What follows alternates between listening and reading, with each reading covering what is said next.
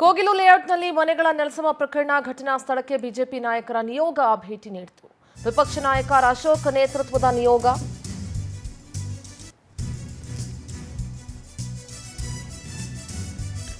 ವಿಪಕ್ಷ ನಾಯಕ ಅಶೋಕ್ ಅವರಿಗೆ ಚಲವಾದಿ ನಾರಾಯಣ ಸ್ವಾಮಿ, ಅಶ್ವಥ್ ನಾರಾಯಣ್ ಸೇರಿ ಹಲವು ನಾಯಕರು ಸಾಥ್ ಕೊಟ್ಟರು. ಅಕ್ರಮವಾಗಿ ನೆಲೆಸಿದವರ ಮಾಹಿತಿಯನ್ನ ನಾಯಕರು ಪಡ್ಕೊಂಡ್ರು. ಫಕೀರ್ ಲೇಔಟ್, ವಾಸೀಂ ಲೇಔಟ್ನಲ್ಲಿ ಪರಿಶೀಲನೆಯನ್ನ ಬಿಜೆಪಿ ನಿಯೋಗ ನಡೆಸಿತು. ಅಕ್ರಮವಾಗಿ ನೆಲೆಸಿದವರ ಮಾಹಿತಿಯನ್ನ ಪಡ್ಕೊಳ್ಳಾಯಿತು. ಫಕೀರ್ ಲೇಔಟ್, ವಾಸೀಂ ಲೇಔಟ್ ಅಂತ ಅವರವರೇ ಅಲ್ಲಿ ವಾಸ ಮಾಡ್ತಿರೋರೇ ಒಂದೊಂದು ಲೇಔಟ್ಗಳಿಗೆ ಹೆಸರು ಕೊಡ್ಕೊಂಡು ಅವರೇ ಲೇಔಟ್ ಅನ್ನ ಸೃಷ್ಟಿ ಮಾಡ್ಕೊಂಡು ಬಿಟ್ಟಿದ್ದಾರೆ.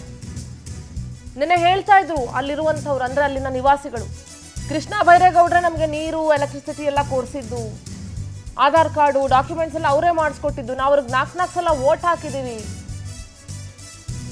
ಆರ್ ಅಶೋಕ್ ಮಾತಾಡ್ತಿದ್ದಾರೆ, ಏನು ಹೇಳಿದ್ರು ಕೇಳಿಸ್ಕೊಂಡು.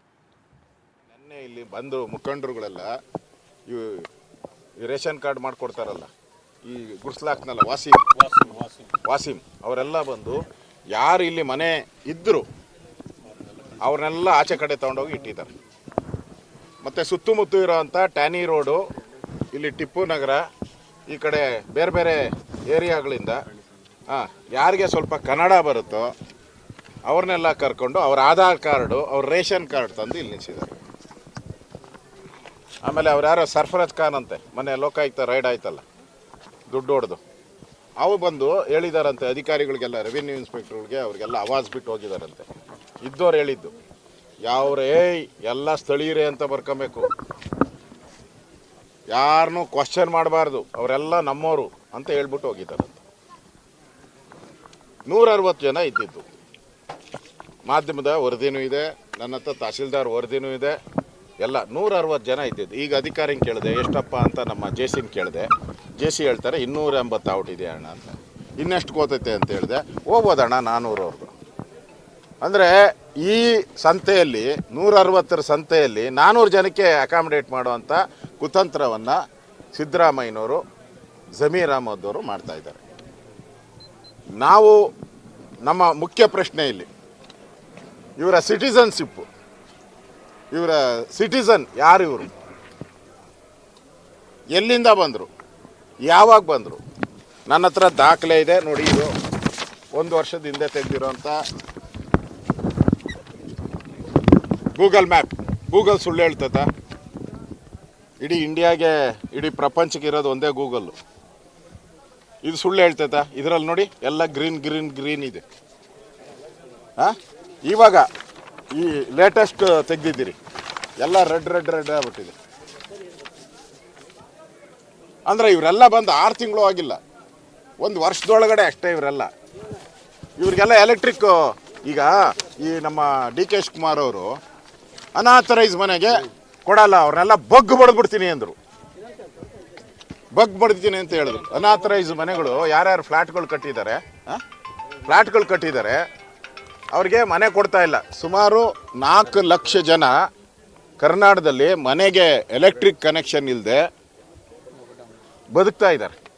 ಟೆಂಪರವರಿ ಕನೆಕ್ಷನ್ನೇ ಇಲ್ಲ, ಬ್ಯಾಟ್ರಿ ಕ್ಯಾಂಡ್ಲಲ್ಲಿ ಉರಿಸ್ಕೊಂಡು ಮಾಡ್ತಾ ಇದ್ದಾರೆ. ಯಾರು?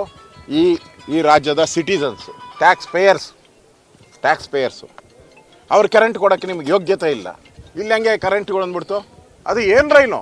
ಪ್ಲಾಸ್ಟಿಕ್ ಲೈನ್ ಎಳೆದ್ಬಿಟ್ಟಿದ್ದಾರೆ ನೋಡಿ, ಎಲ್ಲ ಪ್ಲಾಸ್ಟಿಕ್ ಲೈನ್ ಎಳೆದಿರ್ತಾರೆ. Cable costly. ಅಂದರೆ ಯಾರು ನೆಂಟ್ರು ಇವರೆಲ್ಲ?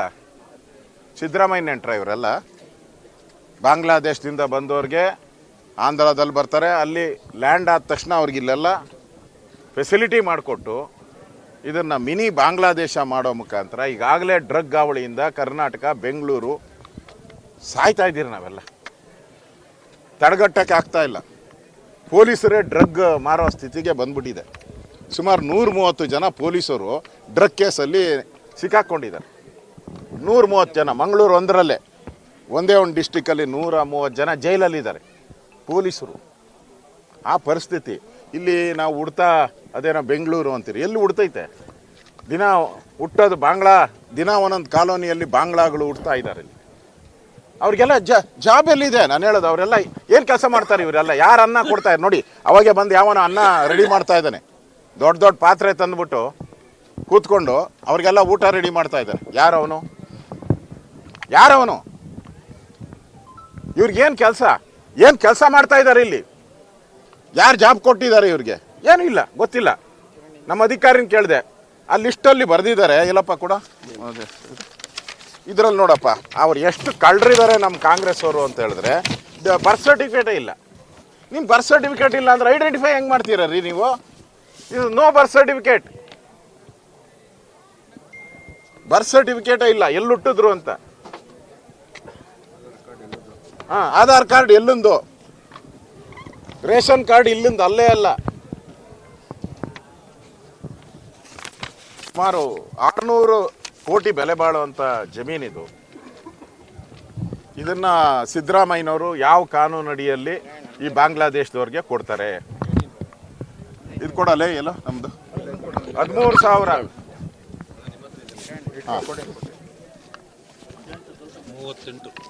38 ಲಕ್ಷ ಅಲ್ಲ, 38 ಲಕ್ಷ ಎಲ್ಲ ನಮ್ಮ ಇವನೆಲ್ಲ ಒಂದು ಎಲ್ಲ ಇದು ಇವ್ರು ಕೊಟ್ಟಿದ್ದಲ್ಲ.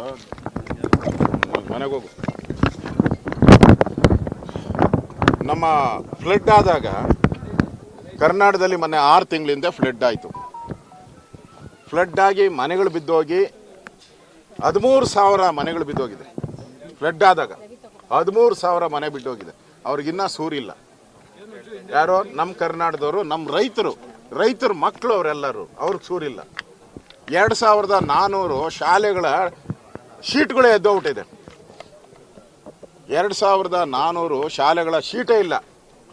ಮರದ ಕೆಳಗಡೆ ಪಾಠ ಮಾಡ್ತಾವ್ರೆ. ಇವ್ರ ಯೋಗ್ಯತೆಗೆ ಅದನ್ನು ಕಟ್ಕೊಡಕ್ಕಾಗಲ್ಲ. ಇಲ್ಲಿ ಇವ್ರಿಗೆ ಪಟಾಪಟ್ ಅಂತೇಳಿ 2 ದಿನದಲ್ಲಿ ಅದು ಮಲ್ಟಿ ಸ್ಟೋರ್ ಬಿಲ್ಡಿಂಗು ಏನು ತೋರಿಸ್ತರು, ಬಾಂಬೆ ಥರ ಇದೆ.